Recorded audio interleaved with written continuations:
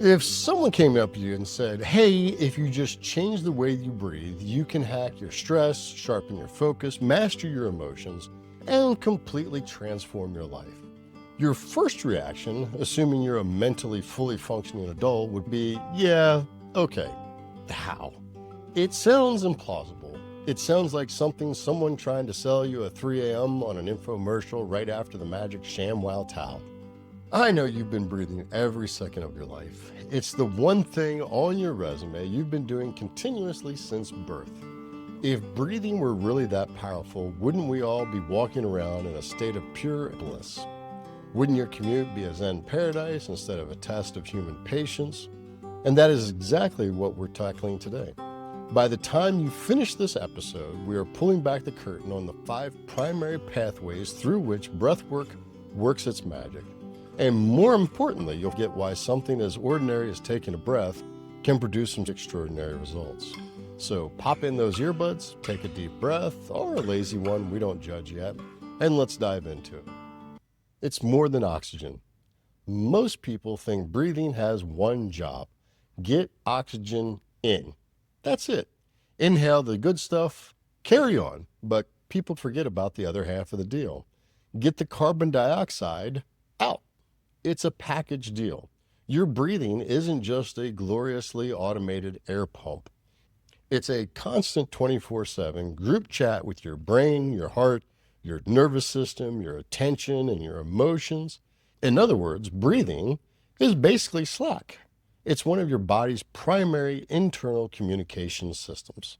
That makes it odd in human anatomy. You don't consciously digest your lunch, thank goodness, because managing a burrito step by step sounds exhausting, although a burrito from Taco Mitch can require your full attention. You don't manually regulate your immune system. You don't call up your liver on a Tuesday afternoon and say, hey, buddy, let's step up the detoxing. Your body handles all of it behind the scenes. But breathing is the ultimate double agent. It happens automatically until you decide to step in and take the wheel. At any given moment, you can choose manual override. And that switch is the magic key that unlocks everything we're talking about today. Pathway 1, physiology. We begin with pathway number 1, physiology, or as I like to call it, optimizing the knobs on the human meat suit. When you change your breathing, you instantly change what's going on inside your body. Every single breath is actively tweaking your oxygen, dumping out carbon dioxide, speeding up or slowing down your heart rate, and shifting your body chemistry. Honestly, the effects on oxygen are a bit overblown. Everything else is legit. Think of your body like a fancy, high-performance sports car, although I'm more of a luxury SUV at this point in my life. The engine might be in tip-top shape, but if the idle speed is cranked way too high, you're sitting at a red light and the car is vibrating, the engine is revving, and it sounds too wound up to be sitting still. It's tense, it's noisy, and it feels like the car is going to explode at a green light. That is your body breathing poorly. Your breath is the idle screw. Adjusting it doesn't mean you're re-engineering the engine. You're not turning a Honda Civic into a rocket ship. And breathwork doesn't change who you are. You're just modifying the environment your engine is working in so you're not burning out at rest. Pathway 2, your nervous system. Now, pathway number 2, your nervous system is a paranoid bodyguard whose existence revolves around asking one question 24/7, are we about to die? It's so true. It kind of hurts my feelings. It is a bit extreme, but as the Riz has pointed out, also accurate. Yeah. When your brain thinks the answer is yes, whether because a tiger is chasing you or because your boss sent a Slack message saying, hey, do you have a sec? As always, don't be that guy. Don't send a message like that. Your body prepares for war. Your breathing gets shallow, your heart rate spikes, your shoulders migrate up to your ears, and your vision narrows to tunnel vision. When you feel safe, though, the overactive bodyguard chills out. Your breath slows down, your muscles untighten, and you can actually think like a rational human again. This is why people are always telling you to just take a deep breath.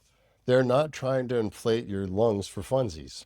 They're trying to allow your bodyguard to realize, Hey, if we're taking long, lazy breaths right now, maybe that email isn't a life-threatening emergency. Breath work is you letting the bodyguard go take a powder room break.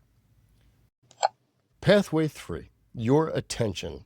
This brings us to pathway 3, your attention. We move from the body into the mind.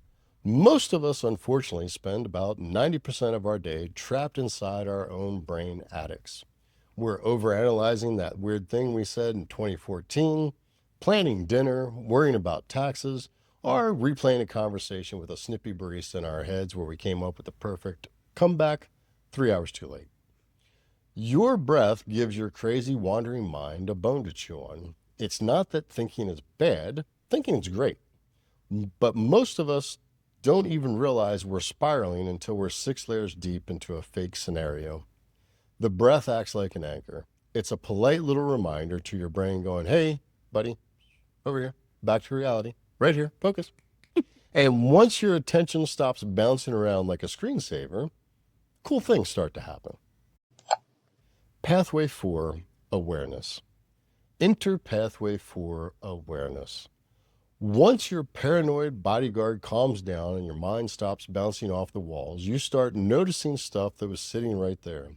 Your sneaky habits, your hidden stress, your weird unhelpful beliefs, and maybe the fact that you've been clenching your jaw since Tuesday. That clenched jaw one always annoys me, like, could you not?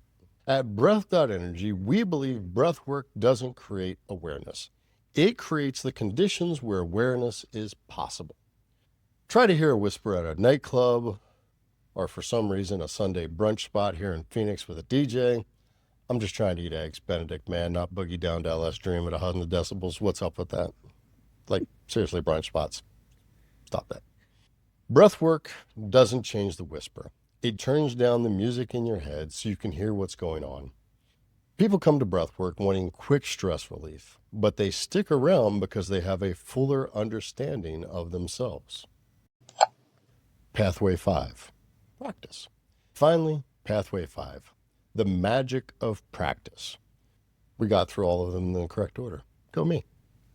Self-high five. Listen up. Taking one good breath can change a moment.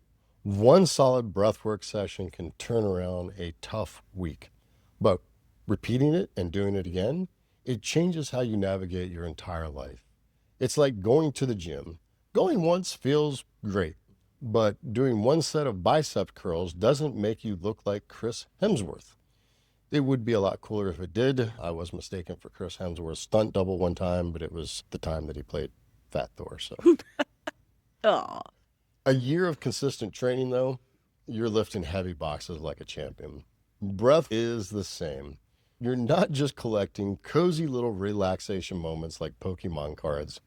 You're building real ability, the capacity of calm, resilience, emotional flexibility, and self-awareness. And just like any skill worth having, you don't need magic, just a little repetition. And experiment. Now, look, I'm not asking you to take my word for any of this, like I'm some sort of breathwork expert. I mean, I am, but you might not know that yet. Way better if you don't blindly believe me at all. Run a little experiment instead. The next time you feel yourself starting to stress, maybe someone cuts you off in traffic or your Wi-Fi drops mid-download, don't try to fix the problem right away. First, be a little curious. Be a data analyst in your own life. Notice your breathing. Are you breathing shallow, like you're paying for it, like it's a $5 a gallon of gas? Or are you holding your breath like a ninja? Notice your posture. Are your shoulders trying to touch your ears? Begin to notice your thoughts. Is your inner monologue reasonable, or is it random? Then, take a minute. Just 60 seconds of breathing intentionally. Notice I didn't say perfectly. There's no gold star, no breathing police coming to check your form. Just breathe on purpose for 1 minute. If you want the gold star, though, inhale for 5 seconds, exhale for 5 seconds. That'll be 6 breaths in 1 minute. After those 6 breaths, ask yourself one simple question. What changed? Maybe nothing. And that's a fine answer. But I doubt it. Maybe it's, well, I feel like a human. Either way, you're going to win because now you're collecting evidence instead of just trusting some guy on a podcast. Last episode, we answered the question, what is breathwork? Today, we unpacked why it works. As you now know, it's not because breathing is some kind of mystical sorcery. It's because breathing is foundational. It's a bypass switch in the human body that runs on autopilot until you decide to grab the steering wheel. And that makes it the best place to start if you want to tweak how you experience life. In our next episode, we're tackling the question everybody asks before they try breathwork for the first time. What happens during a breathwork session? Spoiler alert, it's way cooler than just sitting quietly. I'll see you then. Remember, no belief needed. Just stay curious enough to test it yourself. How you breathe is how you live, so pay attention to that next breath.